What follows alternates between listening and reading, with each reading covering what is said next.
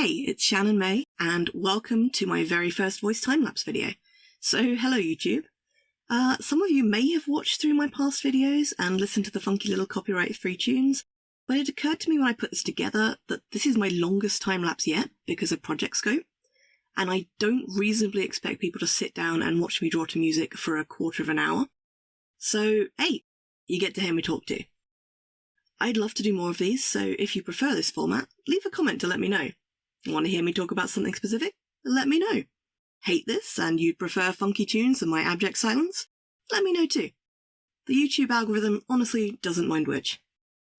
Anyway, today I'd like to introduce you to Madrecita, Tiefling Barbarian, who you can see being diligently scribbled on the screen right now. I absolutely adore tabletop role-playing. I've been playing D&D and other awesome systems for about 12 years now, so Madrecita is the next in a long line of characters I've played. Hopefully, one day you'll meet all of them. I have tons of files containing sketches and half-finished character art, so I really wanted to push myself with this one, and make Madrecita everything I wanted it to be. So I hope you like this piece because, my gosh, it was a journey. Before I go a bit more about Madrecita as a character, I'd like to address the elephant, or in this case, the rock in the room.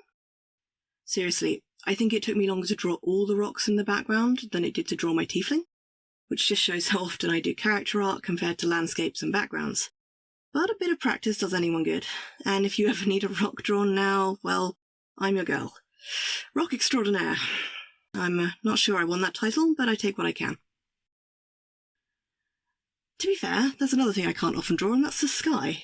I mean, I don't know why, it's just like one of those things you think, you know what, clouds are easy. Just cotton candy on a cool gradient. But there are so many variations of skies, and so many different types of clouds, it's kind of hard to pick. In the end, I went with something that looked a bit stormy in the horizon to reflect the environment Madrecita is adventuring in with her party, despite the image clearly depicting a triumph on her part. It's not a great place, pretty mountainous, very cold, food isn't exactly easy to come by, but she calls it home nonetheless. If you're still with me, this is probably a good time to give you a quick peek into Madrecita's backstory. And how better to do that to have a little story time, so sit down, even though you probably already are, gather around the fire and listen.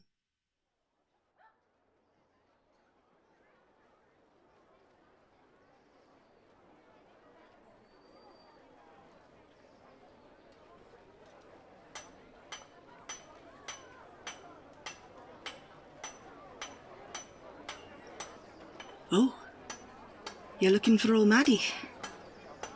Last time she came by, she was carrying 6 children, trying to find a stuffed palico. Probably one of the kids' things, could be anywhere by now. You see that palico though, let us know. She'll look mighty bent on finding it. And if you have it, you know, she'll probably find you.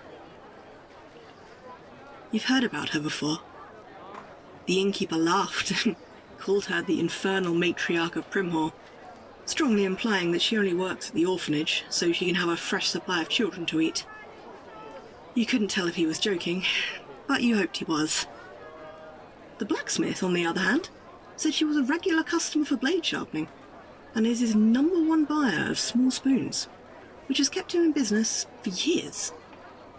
The lumberjacks refused to talk about her at first, which was worrying, but one piped up that she'd beaten them in the tree felling competition at the town fair 3 years in a row, so, you know, they keep a grudge.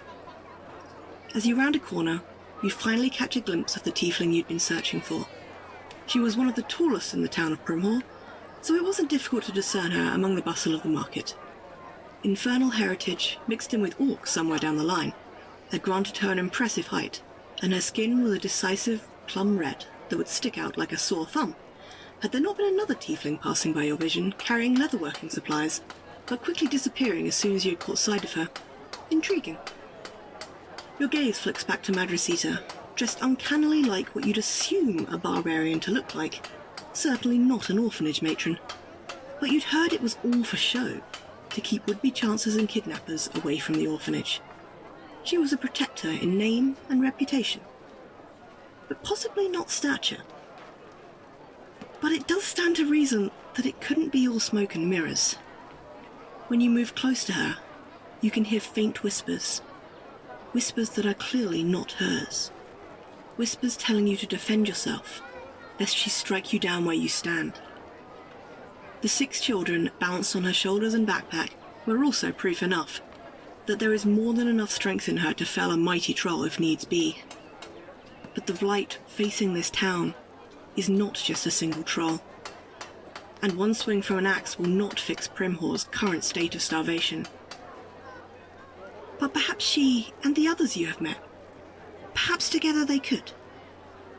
And surely, with the prospect of her entire orphanage going hungry, she would be more than willing to step forward and brandish an axe in the name of Beargate Orphanage.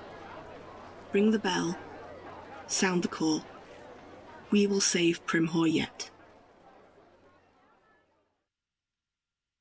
I hope you enjoyed that as much as I enjoyed writing it, and for the rest of the video, just relax and watch me finish painting the infernal matriarch Madrecita, returning from her hunt for the elusive 𝗙cie𝗹𝗹cie.